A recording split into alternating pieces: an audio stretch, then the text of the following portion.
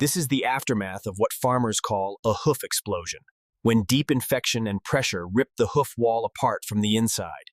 Okay, let's see what's going on with these hooves. Looks like a bit of an infection here.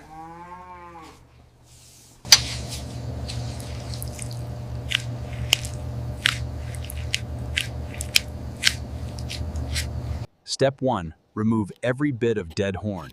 It may look harsh, but this is the only way to stop the spread and allow healing. Next, the cavity is flushed and disinfected to neutralize bacteria hiding in microcracks. With the infection neutralized, we rebuild the hoof's internal wall using a medical-grade filler designed to support regrowth.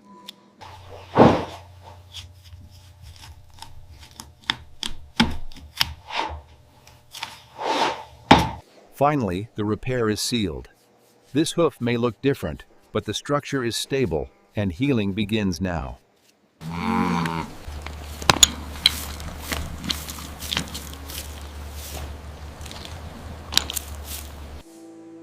Hoof rebuilt.